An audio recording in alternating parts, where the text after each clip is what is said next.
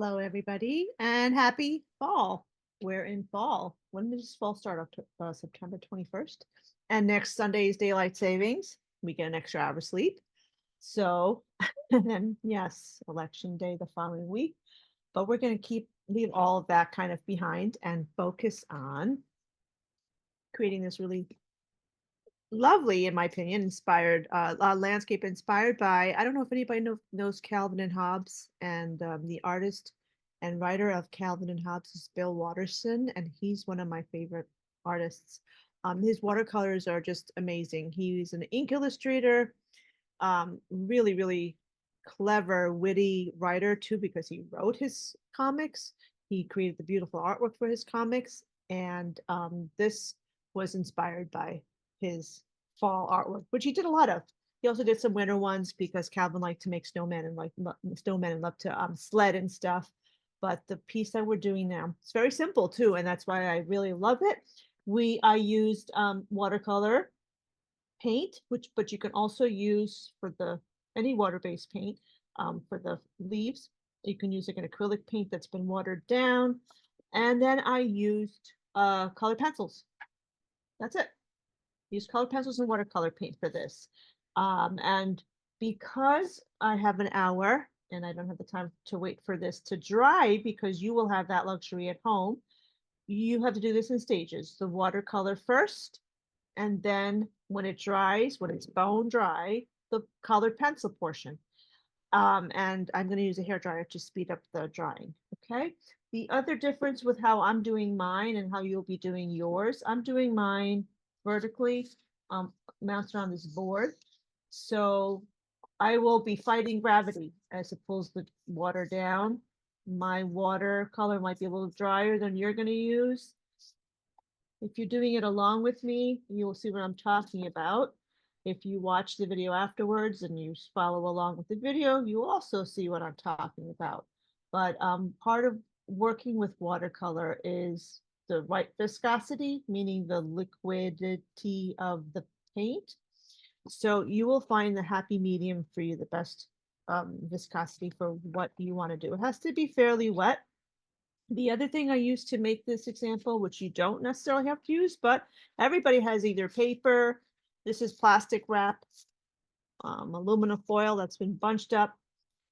And if you don't have it handy, you go grab it, or balled up paper, plastic bag, anything like that. That is not porous, so that doesn't absorb your paint. So why do we need that? Well, we're about to start working on this piece now, and you will see why. So my first thing here is I have my watercolor palette. You need to pre-moisten the colors you're going to use. I have water, watercolor brushes, the watercolor paint, and I always use a rag. You can use paper towel because the dryness of your brush affects what dryness or wetness of your brush affects how the paint goes onto the paper. If you have watercolor paper, do use it. I am using this drawing paper. And so I'm going to I used a teal color. Again, my colors were inspired by Bill Watterson's paintings. And he used a lot of teals and oranges mixed together, which are actually opposite on the color wheel, and which is why they really work nicely. Browns, I mean, use the colors that make you think of fall. Colors that make me think of fall: browns, reds, dark greens, because sometimes leaves still stay green for a while. There's evergreen out there that is always green, which, evergreen. So I always put green in my fall foliage, even if it's completely, the height of fall, because there's always some green out there in nature. Okay, so once my paint is pre-moistened, they're ready to go. I'm gonna just, based on my little example, most of the leaves happen to be in the left, so I'm going to go ahead and moisten my paper there. And it really kind of you can put a slight color there if you want to see it too. So if you want to, you can do a really light yellow so you could see it. I'm pre-moistening it. Let me move this so you could see better.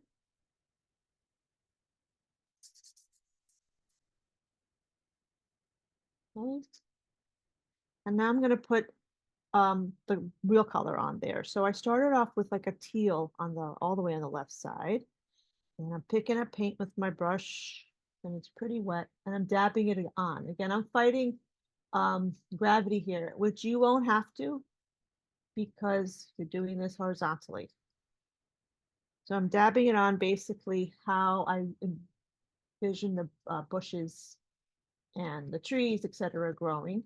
Now, really quickly, either get my plastic or my aluminum and dab on it and pull up that color and spread it out. And also create a leaf-like texture. Do this. I find the plastic works better when it's horizontal. I mean vertical. But play around, see which balled up material works best for you. So I had to do that now so that it didn't drip too much. If you're doing this horizontally, you can kind of do it all at one time. So I'm working in layers, almost with any paint. It's all about layers. So my next color that I'm building, and also in this case, I'm going kind of left to right because that's how the that's like the green is in the background and then in the foreground is the oranges and the reds and yellows. So now I'm adding some of my orange and yellows. And I'm going to work pretty quickly here to move this stuff around the page.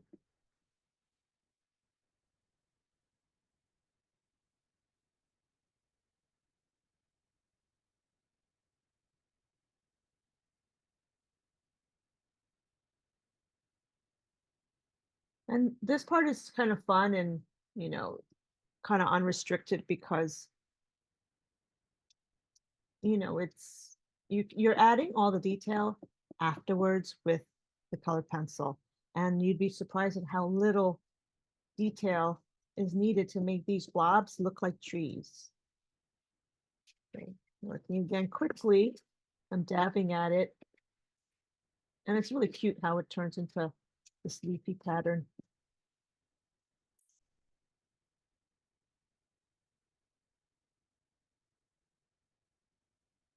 And I'm gonna use a noise to try it a little bit.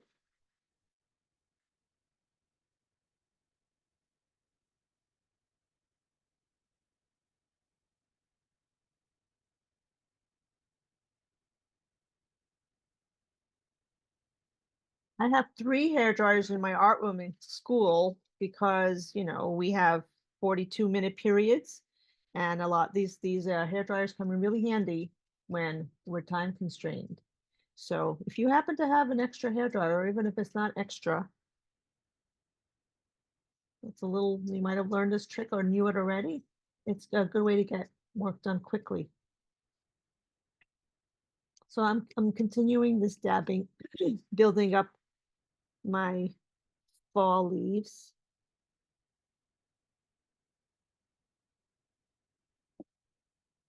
Brightening the colors, deepening the colors. When green and red mix together, you get brown.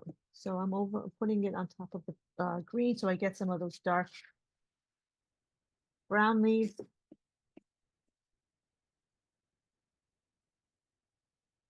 And spread this out too. Share the wealth of this, what's on the plastic. Spread it around the paper so you get more of that foliage everywhere.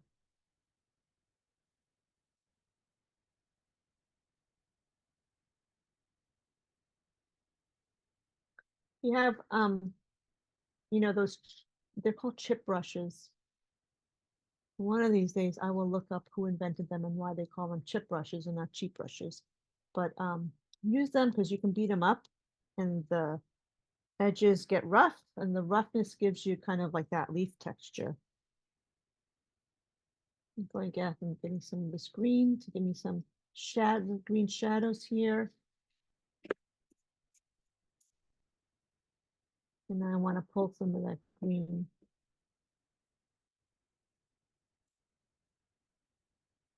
to the rest of the bush area. Oh, I'm sorry. I don't know how to turn off the notices, so hopefully nobody else does that.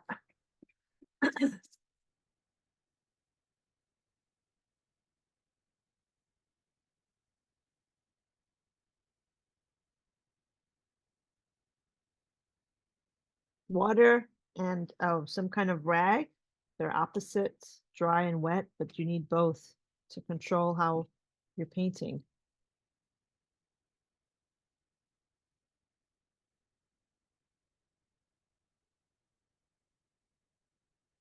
I'm putting some over here loosely, as you can see, because a branch breaks away from the main group of trees, and you want to have, it's nice to have leaves there. All right, I'm gonna leave this to settle down and see how it dries, and then I'm gonna put my little bush growth over here. Same process here. And in the middle here is going to be the brook. I don't know if anybody's walked along the Sawmill River, the South County Trail, but there's a brook there that I love, and parts of this reminds me of that.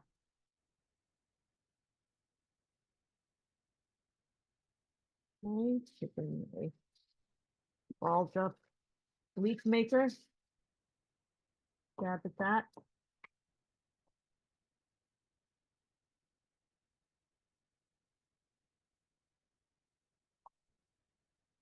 Get some orange.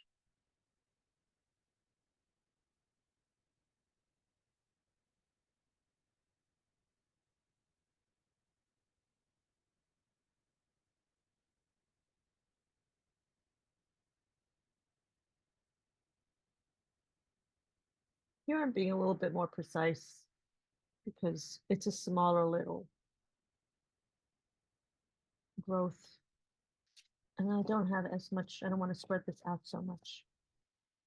So the paint is actually a little bit drier on my brush, and you can tell that because it's not dripping down as much. I mean, left on it to its own devices, it will drip, but I'm controlling it.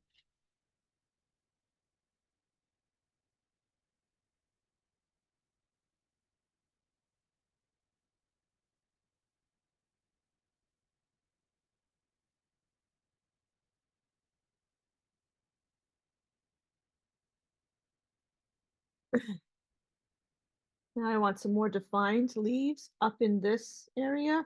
You see how it's dripping? Gravity. So I'm actually making myself a little well of paint here on the side. Orangey red. Nice and rich, full of pigment.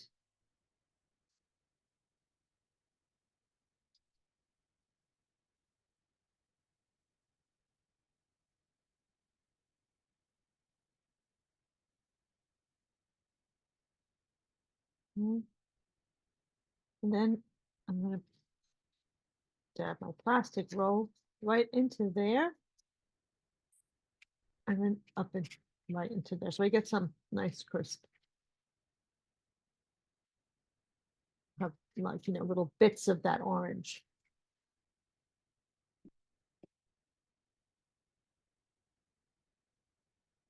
And then I will add some more here after I paint the foreground. This is in the foreground. I have a bunch of bushes here. And you can do it like this too, how I'm doing it right with the plastic, but I'm gonna deepen the color there with a brush.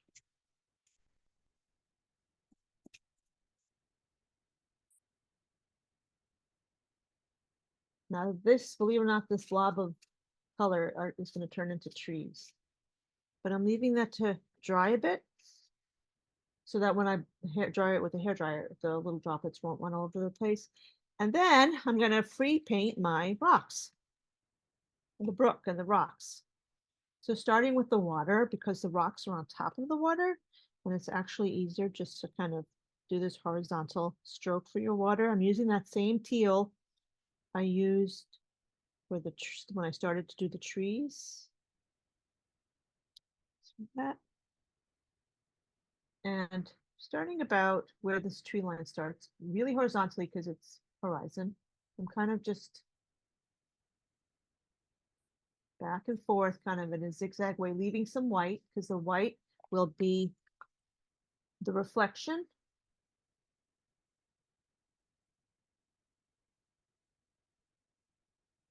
Pulling off the drips.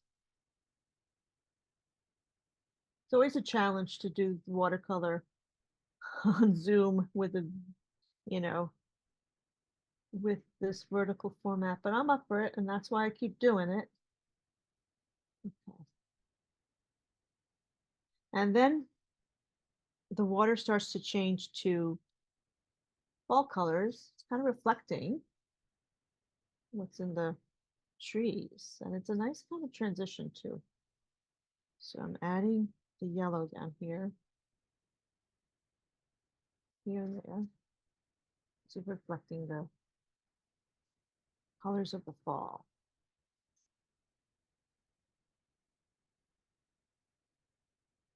And the strokes are horizontal because it's not an ocean where waves are. It's pretty calm brook. I want a nice bright orange right there. So I dipped my brush into the orange color.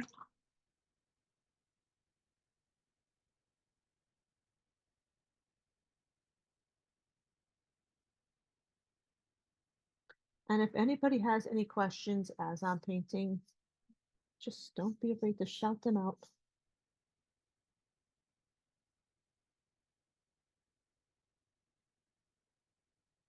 Letting it kind of just fade into the light blue, white, pull it together.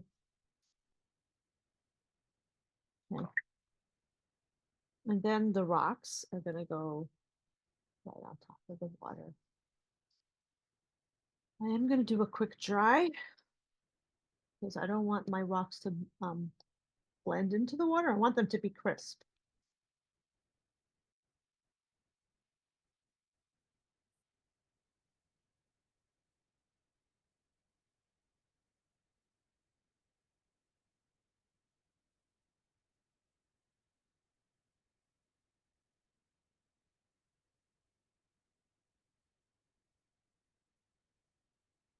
So because this is with colored pencil and paint, you could also, if you don't feel comfortable going right to the colored pencil, I mean to the paint, you can sketch in your rocks with colored pencil. I like to just tackle it with paint. I feel like I draw in color too. But for the purposes of the demo, let's draw in the pencil or do a combination.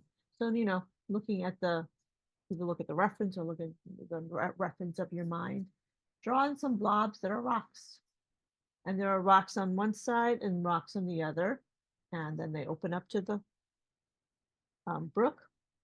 I kind of, when I painted this, left space for where the rocks go. So that kind of, the brook will tell you where to put the rocks.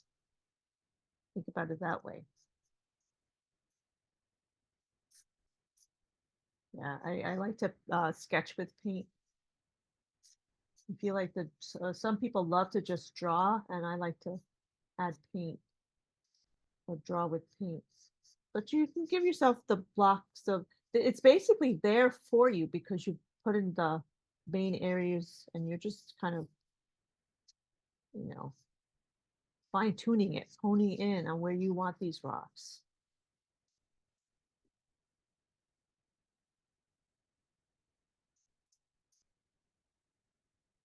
Okay. Now I'm going to go ahead and paint. That's what this is. It's a painting. So if you have brown, go ahead and use it. I'm mixing it kind of brown.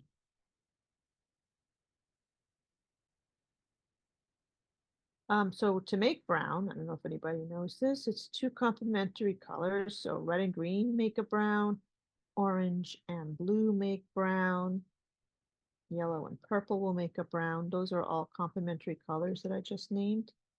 So I'm using those to make my brown. I don't happen to have a brown in this palette, but the only colors you can't make are primary colors, which are red, blue, and yellow. And then you can't make white and you can't make black. But you can make all the secondary colors, which are orange, green, and purple. And you can make all the tertiary colors, which are red, orange, um, violet, red. All of those colors are the tertiary colors. So all you need in your paint kit to make all the colors are red, blue and yellow, and then black and white. So if you're on a budget and you can't buy all the colors, just buy those 5 and you'll be set. All right, I have a brown that I sort of am happy with. You can always adjust it. And then I'm going to paint my box. The rocks are sitting on the book thingy here, sort of horizontally, like blocks of chocolate. I don't know. And my stroke is sort of roundish because they're smoothish rocks. They're not like, I mean, they're in a brook, so the water in the brook smooths them out.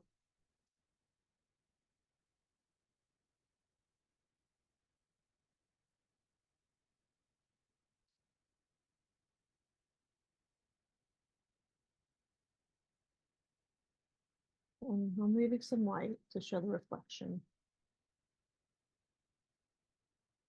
Put a couple of them in the water, or a few of them in the water. You can see one side is flat, the side that's in the water is flat because that the water's covering it. Here, a little one here.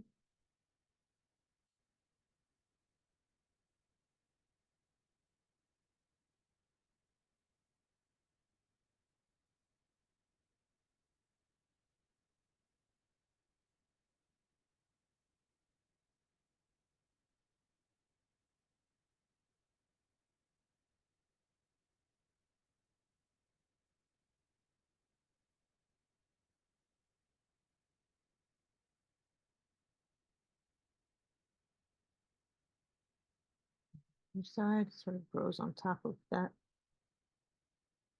copse of trees here.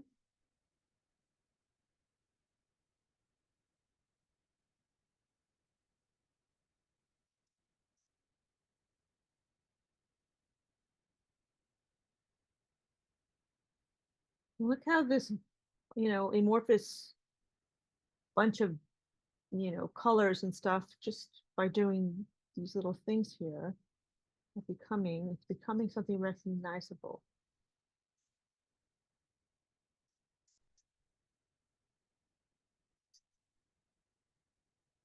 And you could do this all with colored pencil too. Obviously, it's going to take longer because we are going back over this with colored pencil.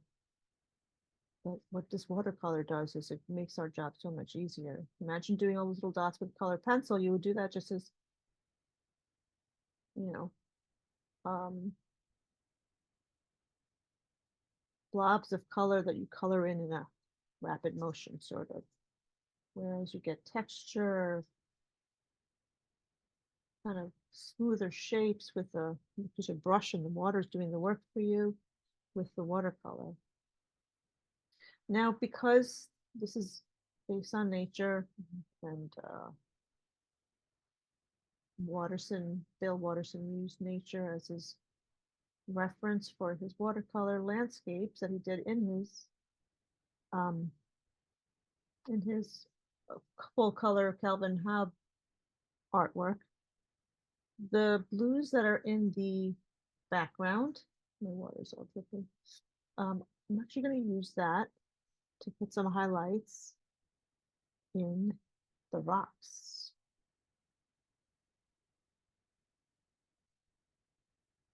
So that teal there. And it adds kind of like this dimension too, which is really nice, like a jewel-like tone to it. I just wrapped it with a brush and kind of rubbing it in.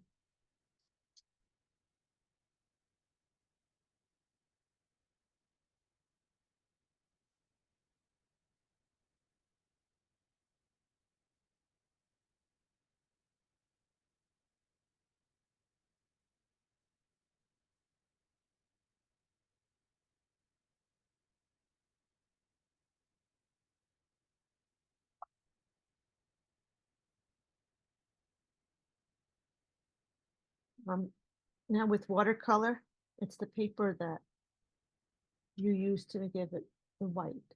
Don't with watercolor painting, rarely do you actually use a white paint to add whites. You know, what I'm doing is I have a clean brush and off, I'm pulling off the paint, which is giving me that white, which is kind of exposing the white paper, which is giving me the highlights on the rocks, the shines on the rocks. I'm wiping it on my rag so that it's dry, and that dryness is helping pull off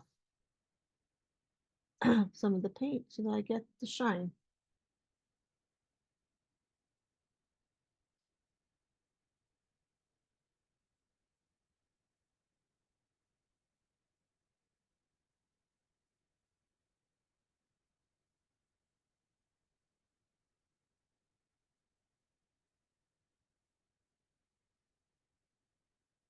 I'm gonna get a smaller brush to get some shine back in my water too, same way.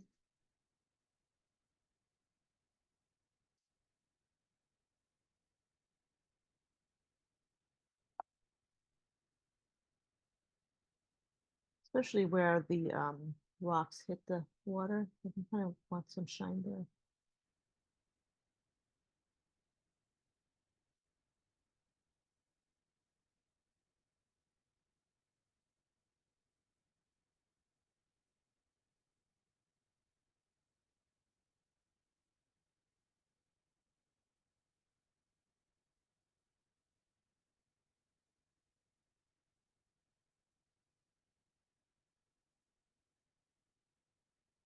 And I mentioned that watercolor is about layering. So once one layer is dry, it's more receptive to the second layer. And then you get nice kind of, again, the dimension, richness, saturation of color. So it's always nice to wait a few minutes for the first layer to dry to assess what needs to be done. And then you can add another layer or leave the first layer depending on how it's working for you.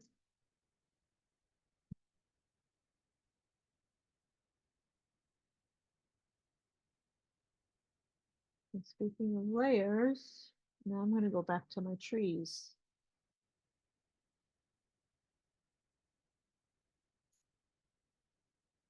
and finish giving them a little bit more, you know, distinct leaf texture before I put the branches.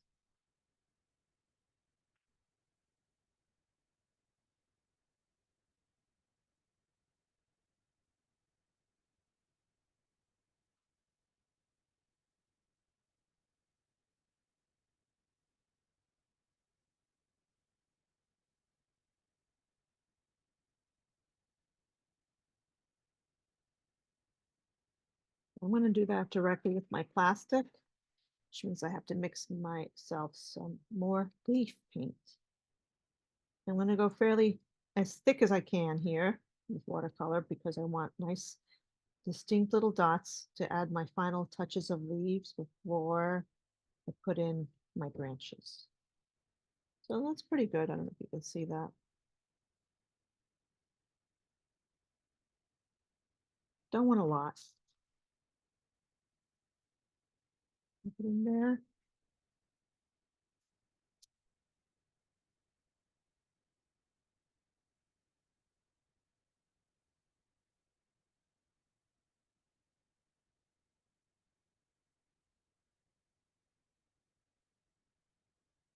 So the ones that are blurry look like they're in the background, and the ones that are crisper look like they're in the foreground. And then I'm going to do some orangey red ones.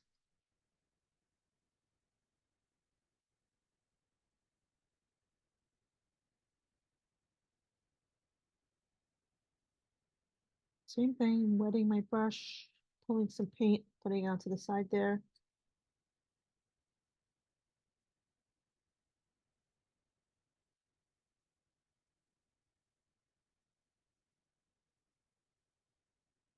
And I have to do this one more time when I'm done with my rocks there because I have that foreground bushes that I want to really put some little leaves. And there's some over here too, which actually I'm ready to do.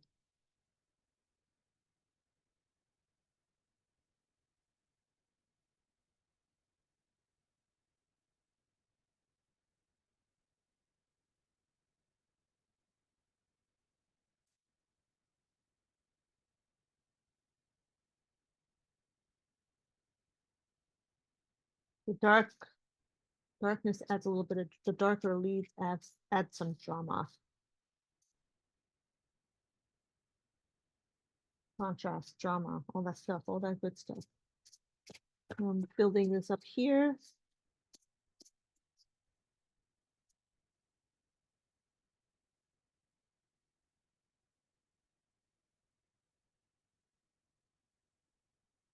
That's going to deter those little dots are going to determine where my little twigs are.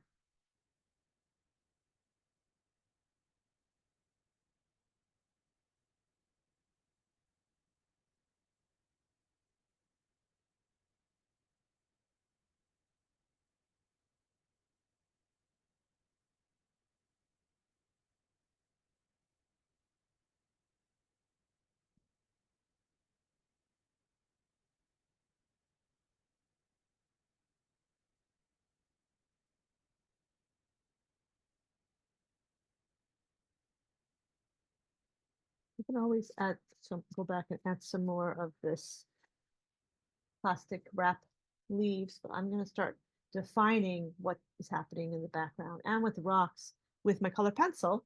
So I'm going to draw it.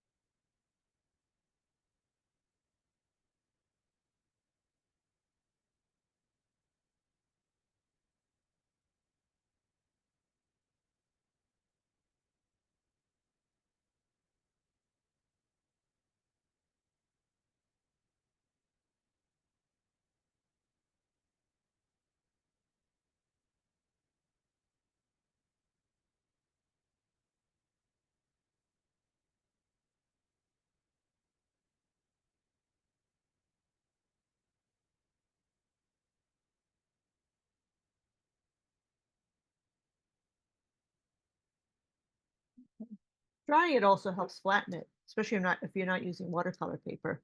So I've used brown and black to do my not just my trunks, but the branches too. So starting from behind the rocks, just drag your pencil up. Like going off the our little cropped area, our paper.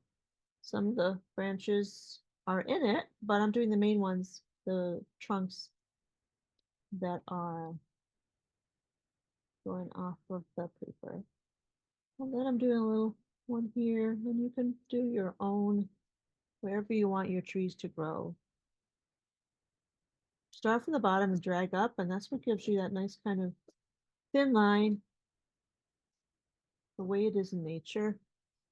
That's it's already just these few uh, trunks have started making this blob look like it's something.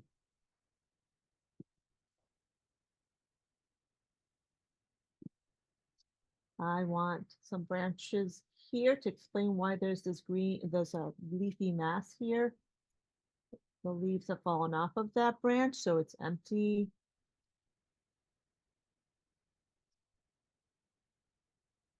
Make sure your pencil's sharp so you have some nice thin branches that disappear that you can make nice thin points from.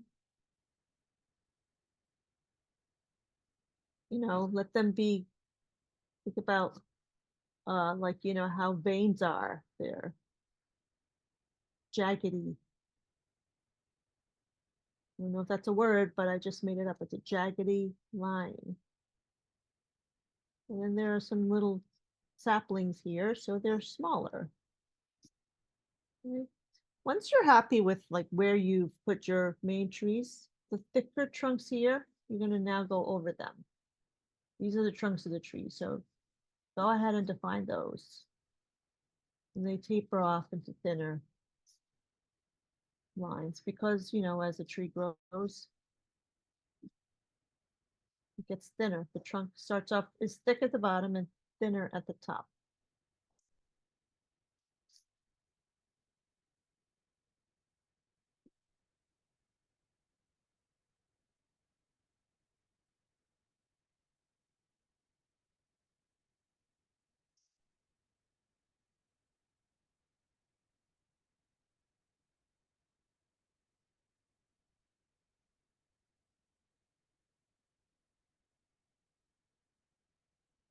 That's the brown that I used actually, and now I'm gonna deepen some areas with black.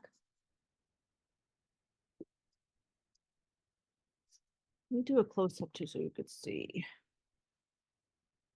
Well done. So how that blob just turned into trees.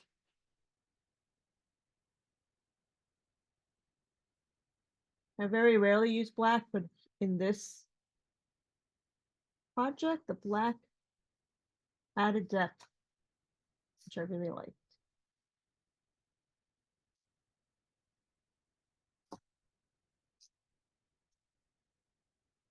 And especially in the shadowy areas, help to define those tree trunks.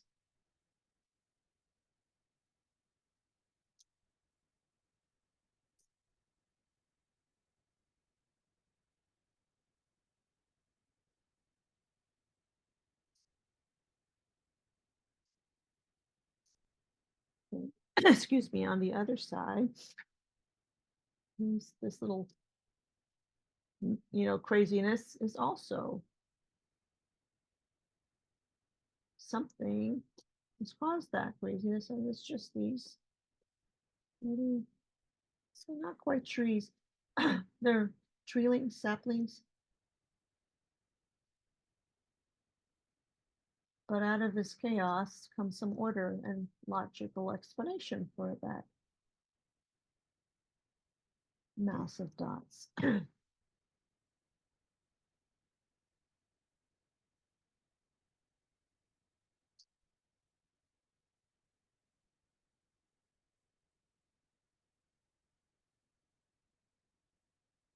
That we made with watercolor paint and a brush and plastic wrap. Who would have thought?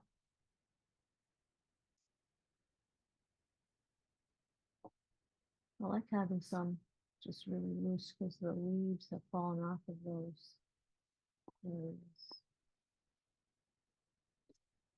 Okay. Now, before I do these, I do want to define my rocks. And how do I define them in this? As you can see, I define them with colored pencil. So I'm going to grab, I like using the same kind of teals or the colors that are in the rest of it.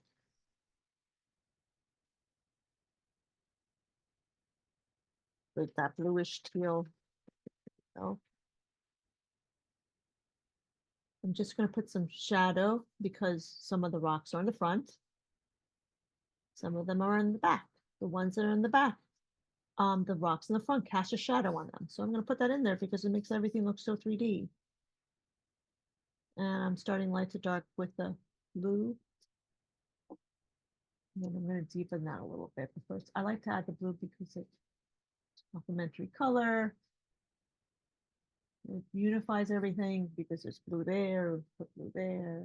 Unity is important when it comes to artwork. It just makes it more interesting too, more colorful. And I'm letting the natural blobs of the rock determine where I'm putting the shadows.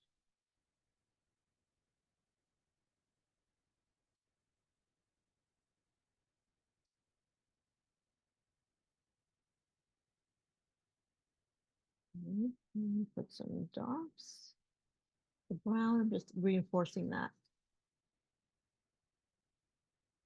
I'm also kind of adding these little sharp little tips where the rocks go in the water because the color pencil gives me more control and I can do that. I mean, you can do that with the paint too, especially if you're doing it horizontally. But we are doing this as a double medium piece, so why not use the color pencil for the strengths and for the options it gives us.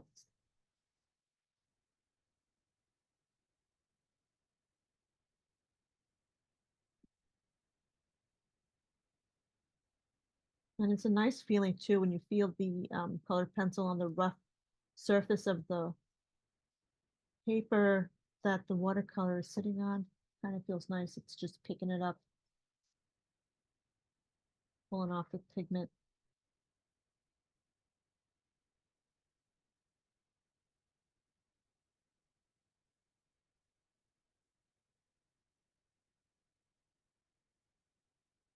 And it's blending the color that I just put down too. Now I'm using brown to blend that blue in.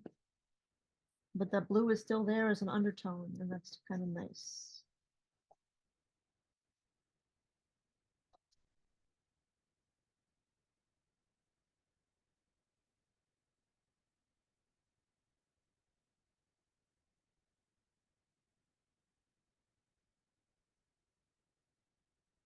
The rock is hitting the water here. I'm kind of reinforcing that line, making it look more horizontal because the rock is sitting in the water.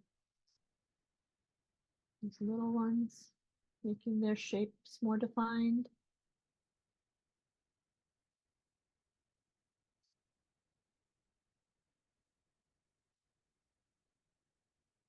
Maybe I'll put a rock here that I didn't put with water.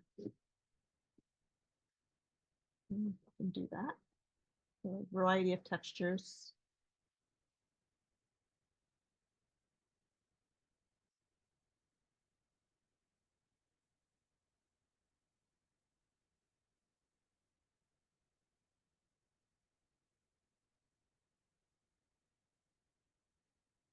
This little jet of rocks there. I'm also going to use some of that orangey color that's in the trees. A little bit there on the top to brighten that a little bit. There's actually oranges in the rocks that I'm going to add now too. Going dark to light with this. Refine this a bit, make this crisp.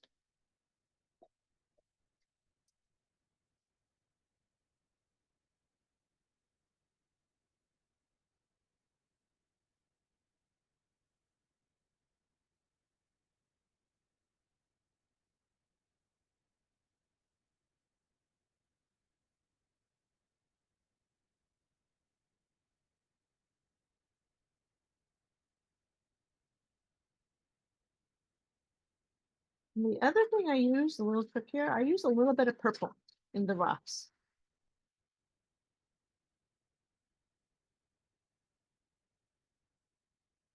There's oranges and yellows in there. I'm using complementary colors. Of course, I can't find the exact purple I use. I have a box of a lot of what colored pencils here. Um, if you like to use colored pencils and you want to continue using colored pencils, the best ones to get are Prismacolor. Um, they just have the best consistency. They're creamier. I'm just gonna use this paper. They grab onto the paper better than Crayola does. And they also come in so many different colors.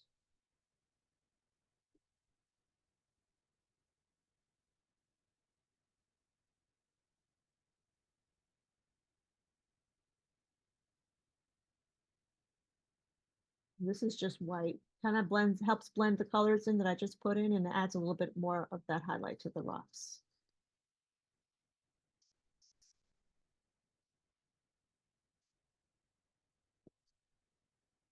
Just to the tops.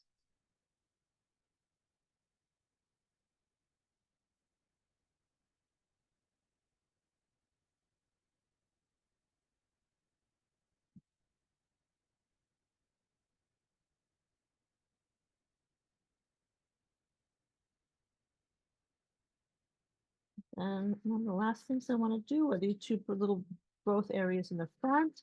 So because now it's dry, I can add some more of my leaves with my balled up leaf maker go. Oh, here it is. Oh, before I do that, I have to add my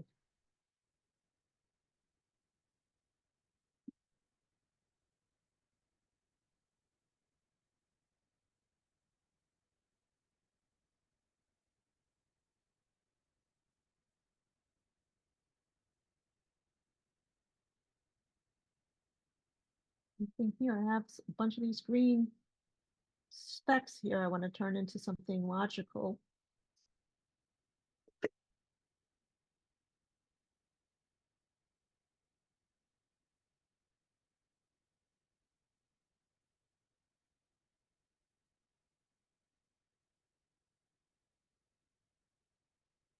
all of this too, when you have greenery or, greenery, leaves here, foliage here, fall foliage here, and then the rocks and the fall foliage, it all adds dimensions and layers, which is kind of, makes it look natural as it is in nature.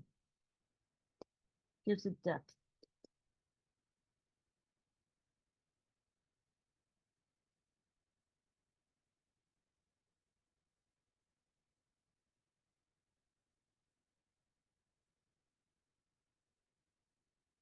I have a nice, cute little rock in my, these two little rocks in my original painting that I neglected to put over here, so I want to put them in here.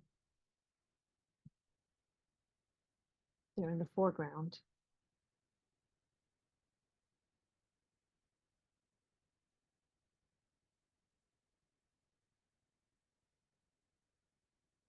Kind of hiding behind this bushy thing.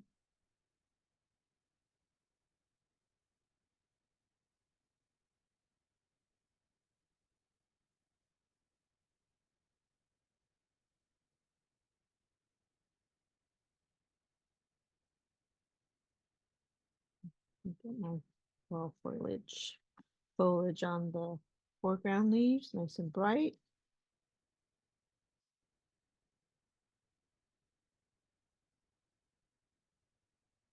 We'll do some really reddish yellow.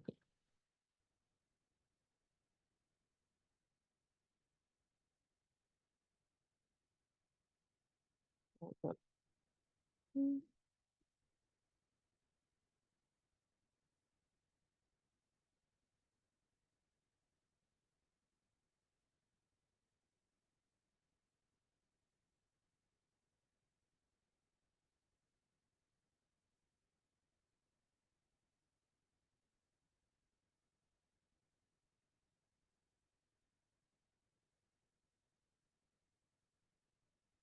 Mm.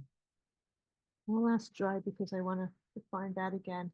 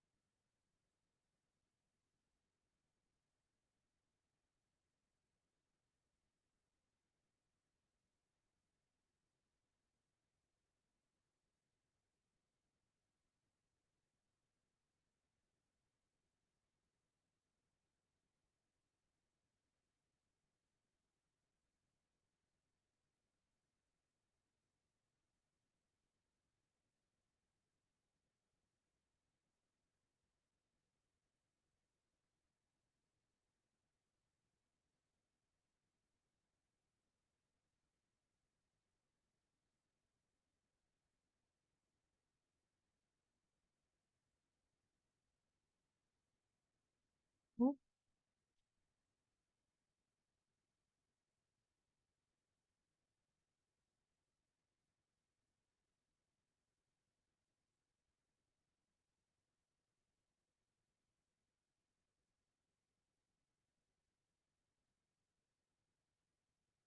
is anybody doing this along with me by any chance?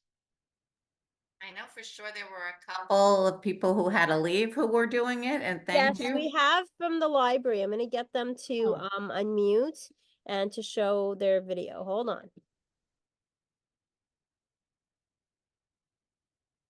So now I'm just putting some on top, some leaves on top. You see, it's all about layering on top of the, because, leaves grow in front of branches. So just a couple there. Not done yet, though. I do want to put, remember those two rocks that I made?